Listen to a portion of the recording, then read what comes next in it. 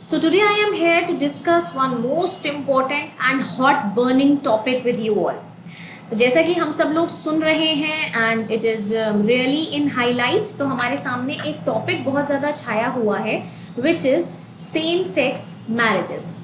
So today in this video I am going to discuss everything about same sex marriages plus हमारे सामने 17th अक्टूबर 2023 को एक judgement आया है सुप्रीम कोर्ट का, जिस जजमेंट में supreme court has declined over one most important issue and that is to legalize same sex marriages, right? अब क्योंकि इसकी वजह से हमारे आसपास काफ़ी ज़्यादा इश्यूज क्रिएट हो रहे हैं, हम सुन रहे हैं काफ़ी सारे लोग अपने अपने पॉइंट ऑफ व्यूज़ दे रहे हैं, काफ़ी सारे tweets and lot many point of views are coming in front of us. So let us discuss कि एक्चुअली ये इशू है क्या, किस तरीके से ये चीज़ हमारे सामने आई एंड हमें इस चीज़ को कैसे समझना चाहिए. So first of all let me tell you कि एक एक करके इस चीज़ की शुरुआत हुई तो हुई कैसे. ये कहानी शुरू होती है हमारे पास नवंबर 22 से, और नवंबर 2022 से ये सारी चीज़ें इन इशू थी. होता क्या है, नवंबर 2022 में एक कपल, जिस कपल का सेम सेक्स होता है, वो कपल कोर्ट जाता है. Which court? Supreme court. वो कपल सुप्रीम कोर्ट जाता है और सुप्रीम कोर्ट से ये कहते हैं कि आप सेम सेक्स मैरिज को लीगलाइज कराइए और हमें एक रिकग्निशन दीजिए. और वो रिकग्निशन वो किस में डिमांड करते हैं? वो रिकग्निशन वो डिमांड करते हैं स्पेशल मैरिज एक्ट में. साथ ही साथ वो एक और मुद्दा उठाते हैं कि स्पेशल मैरिज एक्ट को जेंडर न्यूट्रल कर दिया जाए. जेंडर के बेसिस पर कोई बायसनेस स्पेशल मैरिज एक्ट में एटलीस्ट नहीं होनी चाहिए. नाउ आफ्टर दिस, ठीक है, नवंबर में ये लोग एक प्ली लेकर के कोर्ट के पास चले गए. उसके बाद दिसंबर 22 में इसी तरीके की एक और प्ली लेकर के एक दूसरा कपल सुप्रीम कोर्ट जाता है और वो कपल क्या कहता है कि आपके पास स्पेशल मैरिज एक्ट तो है ही, तो अब आप स्पेशल मैरिज एक्ट में हमें रिकग्निशन दीजिए. हमें मतलब इस कपल में दो लोग कौन थे? एक तो था इंडियन और दूसरा पर्सन था एक यूएसए का सिटीजन. अब इन्होंने हमारे सामने एक अलग ही क्वेश्चन रख दिया, एक अलग ही डिमांड रख दी.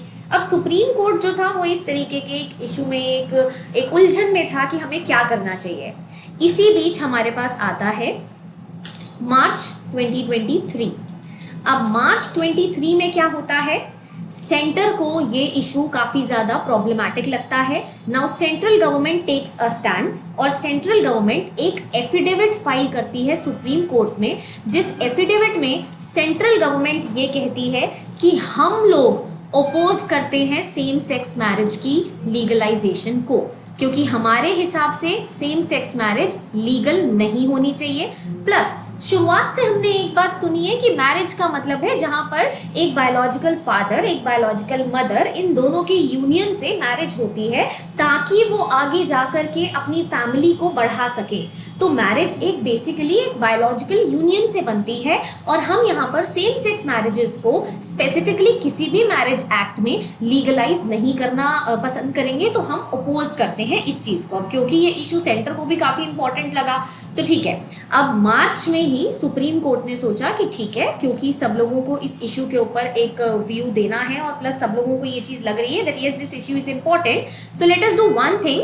हम लोग आप लोगों को नोटिफाई करके बताएंगे. और सुप्रीम कोर्ट ने स्ट्रेट अवे एक बात बोली कि एक कॉन्स्टिट्यूशनल बेंच बनाया जाए, जिस कॉन्स्टिट्यूशनल बेंच में we are going to have the discussion and we are going to have the verdict over the same sex marriages legalization through a constitutional bench. अब कॉन्स्टिट्यूशनल बेंच का क्या मतलब होता है, ये मेजर क्वेश्चन है, काफ़ी स्टूडेंट्स को नहीं पता होगा.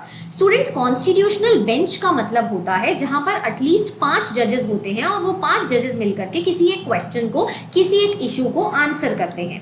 तो अब इसी तरीके से ये कॉन्स्टिट्यूशनल बेंच अपॉइंट हो जाता है अप्रैल में, और अप्रैल में फिर हमारे पास कॉन्स्टिट्यूशनल बेंच आ गया. तो नाउ वी आर श्योर कि हमारे पास जजमेंट आएगा.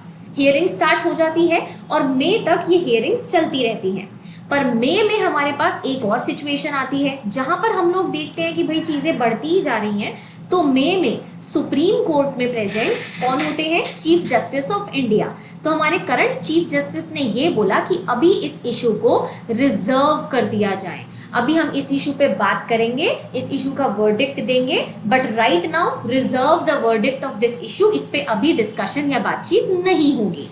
अब सबको मई के बाद इंतजार था एक जजमेंट का, जो जजमेंट हमारे सामने आ जाती है 17 October 2023, a very very important date and a game changer in the life of same sex couples. क्योंकि हमारे पास 17 अक्टूबर 2023 को जजमेंट जो आई, उस जजमेंट में क्या बोला गया कि there is going to be no recognition, किसी भी तरीके से लीगलाइज नहीं किया जाएगा सेम सेक्स मैरिजेस को। अब यहाँ से बहुत तहलका मच गया, सारे जो सेम सेक्स कपल्स थे वो सामने आकर के बोलने लगे, बहुत सारे लोग इस डिसीजन को क्रिटिसाइज करने लगे और बोलने लगे कि ये सुप्रीम कोर्ट पॉलिटिकली इन्फ्लुएंस होकर के डिसीजन दे रहा है।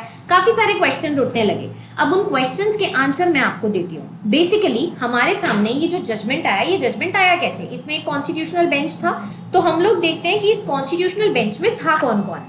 तो सबसे पहले हमारे पास प्रेजेंट थे हमारे chief justice of India who is justice D.Y.. Chandrachud. Justice D.Y.. Chandrachud के साथ थे यहाँ पर जस्टिस कौल, उसके साथ हमारे पास थे यहाँ पर justice Bhatt. After justice Bhatt we here had justice Kohli, और जस्टिस कोहली के साथ हमारे पास थे जस्टिस नरसिम्हा। अब ये 5 जजेस की बेंच बैठी थी, एक कॉन्स्टिट्यूशनल बेंच, जिन्होंने डिसाइड करा और जिन्होंने हमारे सामने वर्डिक्ट दिया। पर हमारे सामने ये जो वर्डिक्ट आया है, ये वर्डिक्ट आया है 3:1 के जजमेंट में। तो अब 3:1 का जो ये जजमेंट आया, 3:2 के जजमेंट में, तो अब 3:2 का जो ये जजमेंट आया है, इसमें कौन कौन से लोग मेजॉरिटी साइड पे थे और कौन कौन से लोग माइनॉरिटी ओपिनियन में थे वो देखते हैं। तो हमारे पास टू वेरी वेरी अमेजमेंट हमारे chief justice of India D Y. Chandrachud ji and justice Kaul, ये दोनों ही माइनॉरिटी ओपिनियन में थे। इसके अलावा हमारे पास justice Bhatt, justice Kohli and justice Narasimha majority opinion में थे। अब इन लोगों का मेजॉरिटी ओपिनियन क्या कहता है वो ध्यान से हम लोग सुनेंगे, क्योंकि अल्टीमेटली हमारा जो वर्डिक्ट है वो इनके मेजॉरिटी ओपिनियन पर ही बेस्ड है। इनके मेजॉरिटी ओपिनियन में हमारे सामने बोला गया है कि किसी भी मैरिज एक्ट में, इनफैक्ट स्पेशल मैरिज एक्ट का क्वेश्चन उठाया है कि वहां पर जेंडर न्यूट्रल किया जाए। अगर हम सेम सेक्स कपल्स की बात करते हैं तो किसी भी मैरिज एक्ट में हमारे लेजिस्लेचर ने सेम सेक्स कपल्स को सबसे पहले राइट टू मैरी नहीं दिया है। तो हम लोग ये नहीं कह सकते कि वो सामने आकर के अपनी मैरिज को लीगलाइज कराएं, तो उनके पास राइट टू मैरी नहीं है। फर्स्ट थिंग जो मेजॉरिटी ओपिनियन में हमारे सामने आया। सेकेंड थिंग उन्होंने बोला कि उनके पास किसी भी तरीके का ऐसा राइट नहीं है जिस राइट के थ्रू वो लोग एक सिविल यूनियन फॉर्म कर सकें। तो ये राइट भी उनके पास नहीं है, क्योंकि एक मैरिड कपल जो होगा वो अल्टीमेटली सोसाइटी में एक सिविल यूनियन फॉर्म करेगा, वो राइट भी सेम सेक्स कपल्स को नहीं दिया गया है। इसके साथ साथ ये बोला गया कि उनके पास राइट टू अडॉप्ट भी नहीं है। किसी भी एक्ट में ये नहीं बोला गया है कि सेम सेक्स कपल्स बच्चे अडॉप्ट कर सकते हैं। अब इसी के कॉन्ट्राडिक्शन में हमारे पास आता है माइनॉरिटी ओपिनियन। तो ऐसा नहीं है कि हर एक इशू पे मेजॉरिटी और माइनॉरिटी के बीच में कॉन्ट्राडिक्शन ही होता है, नो।